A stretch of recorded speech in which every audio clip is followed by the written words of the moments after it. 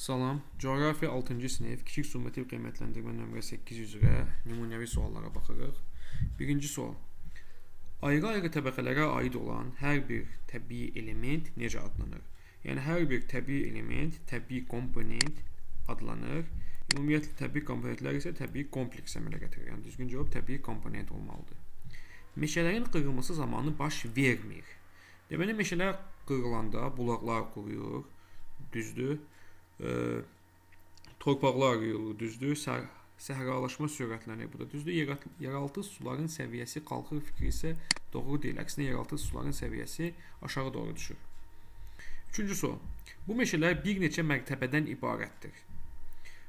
Bunlar, yəni bir neçə mərtəbədən ibarət olan sıx meşələr, ekvatorial meşələr adlanır. Əsasən, ekvatorial enliklərdə yerləşir və isti və rütubətin çox olduğu üçün ağaclar hündür olur, bir neçə mərtəbədən ibarət olurlar. Dördüncü sual. Orqanizmlərin həyati fəaliyyəti prosesində yaranır.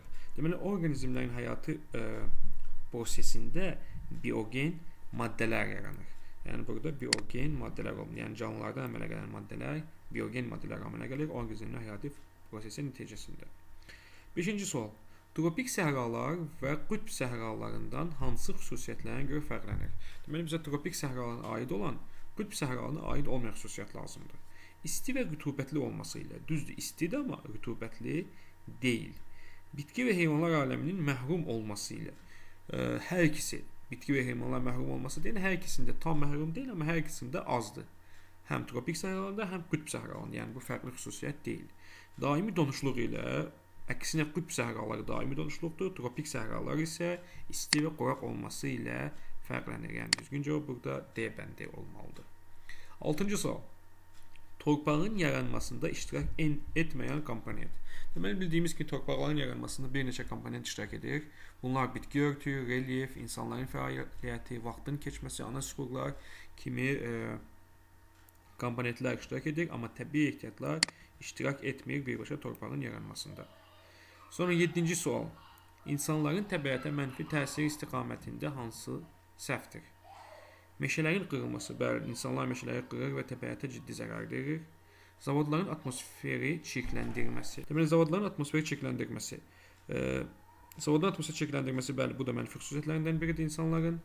Okeanın neftlə çirklənməsi. Bəli, bu da insanın təbiətə göstərdiyi mənfi təsirdir. Qoyuqların yaranması isə əksinə mənfi deyil, müsbət təsirdir. Yəni, qoyuqların yaranması ilə bir sıra nəsli kəsilməkdə olan bitki və heyvanlar alemi qorunulur. Yəni, düzgün cavab D bəndi olmalıdır. Sonra 8-ci sual. Sxemə görə təyin edin deyir bizə. Deməli, birinci isti səhra deyir bizə. İsti səhralar əsasən tropik enliklərdə yayılmalıdır. Yəni, burada bizə tropik enliyə uyğun gələn B bəndidir. Yəni, B böyük səhraya uyğun gəlir Afrikadakı. Soyuq səhralar Antarktida uyğun gəlir. Yəni, C. Bunu biz qırmızı eləyək. Sonra ekvatorial meşələr bildiyimiz kimi ekvatorial enliklərdə yayılır. Yəni, bu da A-ya uyğun gəlir. İynə yarpaqlı meşələr isə Rusiyada tayqa meşələri də deyilir. Bunlara əsasən D-yə uyğun gəlir. Yəni, B, C, A, D şəklində olmalıdır. Bu sualın düzgün cavabı. Sonra 9-cu sual. Arktikanın Antarktika səhralarının fərqli xüsusiyyəti. Yəni, Arktika səhralarından fərqli xüsusiyyəti lazımdır. Deməli, bildiyimiz kimi Arktika, şimal qütbü və onun ətrafındakı əraziləri Arktika deyilir. Antarktida isə bildiyimiz kimi Antarktida səhralarıdır. Temperatur il boyu aşağıdır. Temperatur hər ikisində aşağıdır. Qütb gecə gündüzləri hər ikisində müşahidə edilir.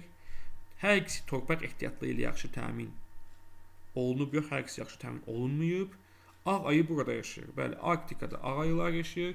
Əksinə, məsələn, Antarktikada isə pingvinlər kimi canlılar yaşayır. Yəni, burada düzgün cavab D bəndi olmalıdır.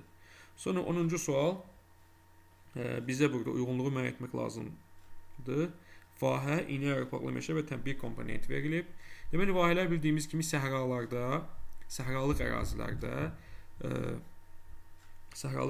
yeraltı suların təsiri altında yaşıllığın, suyun olduğu ərazilər vahələr adlanır. Deməli, vahələrə uyğun gəlir tropik səhralarda yeraltı suların səthə çıxdığı sahələrdə ətrafda bitki və heyvanat aləmi nisbətən zəngindir. Yəni, bura uyğun gəlir, vahəyə uyğun gəlir. İynə yarpaqlı meşələr.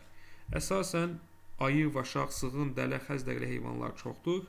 Təbii komponentlər isə onlar relyef, süxurlar, temperatur, səth suları, torpaq, bitki örtüyü, heyvanlar alemi və s. aiddir. Bunu da biz təbii komponentə aid edə bilərik. Deməli, bu oldu 6-cı sinif kiçik summativ qiymətləndirmə 8 nümunəsi. Həmin bu testin PDF versiyasında videonun sonunda açıqlama hissəsindəki link vasitəsilə yükləyə bilərsiniz. Sağ olun.